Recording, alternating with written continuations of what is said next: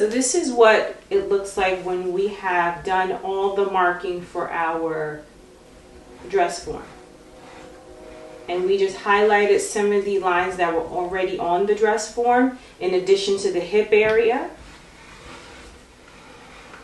Just like when we did our pattern and we drew out the hip area, these are all called balancing lines. And that's why even though it's not on the dress form, we added in here with our style tape. One thing I should also note, so this is like your main basic lines that you should use for highlighting. Another key thing in draping is the style tape can also be used just as that. You can use it to style your garment before you actually put the muslin on it. So for example, if I decided that I wanted a V-neck piece, then I would do style tape going just across from the shoulder seam to about how low I wanted that V-neck to be. If I wanted to do a sweetheart or a corset, that would be another shape that I would first do there. If I wanted to add an additional seam, I would put it right there. And there you can already see sort of the outline of a corset pattern. So style tape, in addition to just doing the basic lines that you need to start your drape, it's also perfect for creating different patterns and pleats and designs using the style tape. So you may want to even forego all these lines and just immediately go to sort of like mapping out your drape. So those are the purposes of the style tape and using them prior to your drape. So once we have our basic outline, then we go ahead and we start to say, how are we going to begin to drape? So first we need to just briefly go back into textiles and remember that when we're placing fabric, we want to make sure that the grain lines are where they're supposed to be so that we don't have any awkward, weird pulling anyplace. So first we do that initial test. We test for our lengthwise grain and our crosswise grain. So we're going to see where the stretch is. We're not doing a bias dress, so that's why we're not going to focus on, we're just going to focus on how much stretch we get this way and how much stretch we get this way. So this gives me the least amount of stretch, so I'm going to definitely say this is going to be my lengthwise. With that estimate, I'm going to go ahead and place the fabric, the raw edge of the fabric, so not the selfish, the raw edge of the fabric, right on that center line. So I'm just going to slightly go above the neck area and place my first pin in this little area, usually where there's like a screw there for the dress form. I'm just going to go ahead and place a pin right there. You can also place it on the shoulder briefly, just to ensure that your fabric isn't going to be sliding off as you're trying to pin. Then I'm going to go ahead and smooth it down, that center front line, and do an additional pin.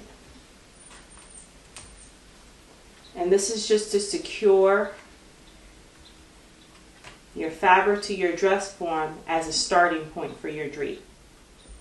You want to make sure you press your muslin out as much as possible, because those any really deep creases are going to turn into things that will progress into the actual pattern. So for example, if I had a really deep crease right here, obviously when I lay that out flat, it's going to be off because that was the crease there, almost like mimic a dart or a pleat or something like that. So you want to make sure that you press this out as flat as possible before you start your drape.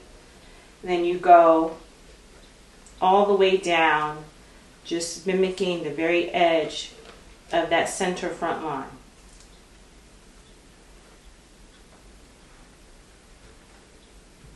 And this is it. This is just your standard. Obviously, this is a lot more fabric than you would need. I wouldn't use this much fabric if I was doing this would be the ideal fabric for length for a full size, but for half scale it's kind of overwhelming. But I just wanted you guys to see what this looked like when you use, and as you can see, we can visibly see the style tape. And that's the best thing about style tape, because now if I wanted to go in, for example, do that bustier that we had first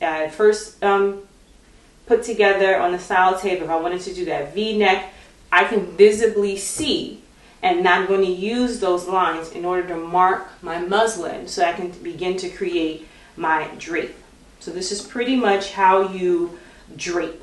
That's the starting point for drape. You repeat the same process in the back once you've had your front done.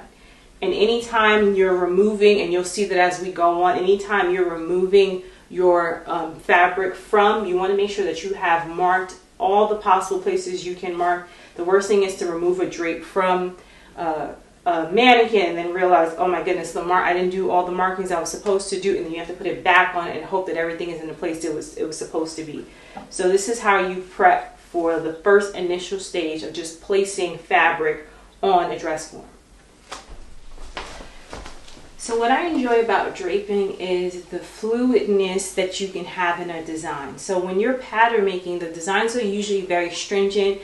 You have an exact pattern that you're going and you're looking for, so it's more of a sharpness to it, whereas draping is a lot more fluid and just allows you to feel around for where you want the design to be. It was said that Dior would do a lot of his designs based on draping. So even though some of his pieces are very structured, you can also see that a lot of his designs were very drapey as well. You can also see that in the designer we covered, Madame Grace. She did a lot of drape-like designs where they sort of place the fabric on the dress form or the actual model themselves and just sort of let the fabric speak to them. So that's one of the things I enjoy about draping, in addition to pattern making, the options for both. For example, if you wanted to do something like maybe have like a flounce or a soft drape, what I would normally do is take the fabric and have it go cross grain so that it had more of a stretch to it.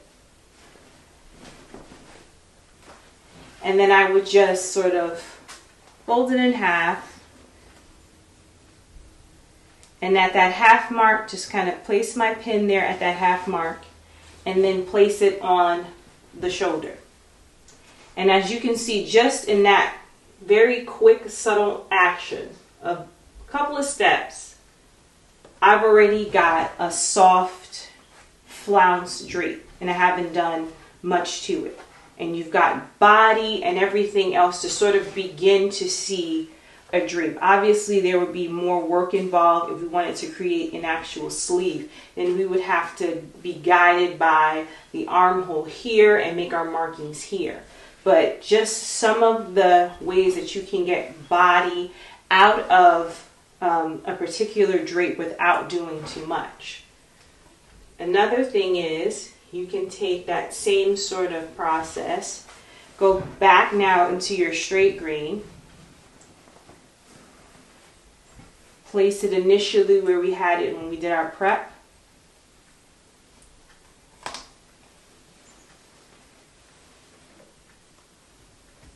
solidify that center front line, and then maybe stop right there.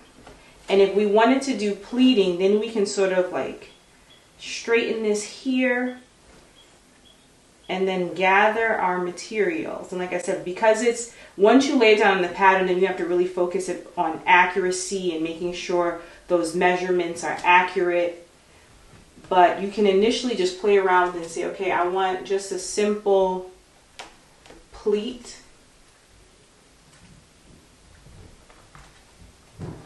And just play around and see what that would look like. So here I kind of wanted to go across to the princess seam on the other side.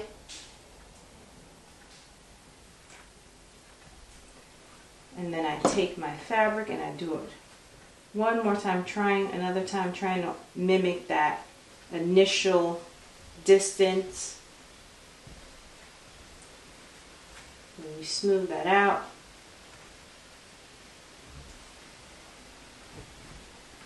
And as you can see, there's not a lot of technique that's going into this. At this stage, like I said, it's very fluid. It has less to do about technique and more to do about what the fabric is saying to you. Now you're starting to see this like seashell design come into place.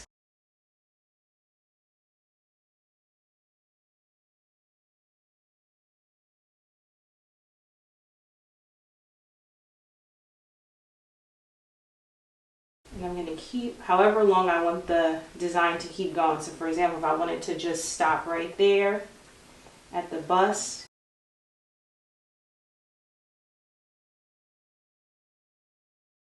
then I'm going to go to this side and say, okay, now I have to smooth this out, because this has to actually be something that you can take off the dress form. So now I need to go in and with my hand smooth out the design. Now, as you can see here, we have pulling. So that usually means that you need more fitting going into it. And that may require you to slip in a dart. And we can either take this into at least a part of a gown or a top. Then we would be using our pencil and looking at our waistline and then doing our markings there. So we would mark around this line here, the waistline. We would mark around the armhole. We will mark the side seams, however long. If it was just a shirt, it would stop there. If it was something that was going to go longer to the torso, if it was a dress, we mark there. We note our dart once we had it secure in the way we wanted it to look. And that's a drape. That's just a basic drape, something you just put together, didn't take too much time. And then you say, well, how do I get it off of the dress form once I do it? So first you have to make sure you have all your markings there. And then it's just a matter of lifting the fabric and then reinforcing the pins. So you're lifting the fabric and reinforcing all the pins. So taking them out and putting them exactly where they already were.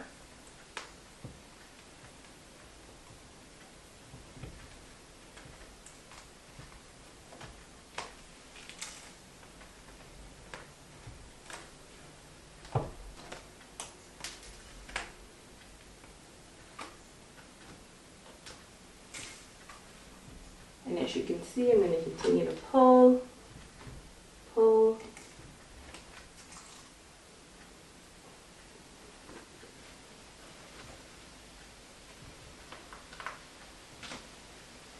And this is something you can practice because, like I said, it's not so much about technique as much as or design as much as it is about just feeling comfortable with the idea of draping. And then here you just have it, and now it's off the dress form. Obviously you would mark this all over before you removed it, because if I remove the pins and there's no marking, it's going to go back to the actual just flat muslin. So that's just how we remove it. So that's just very quickly some ways to sort of introduce yourself into the idea of just free draping on a garment and using pleats and maybe some flounces to get yourself comfortable with the idea of just a basic free drape. Thanks for watching. Be sure to like and subscribe. Videos are uploaded weekly covering dressmaking, fashion, lectures, and more.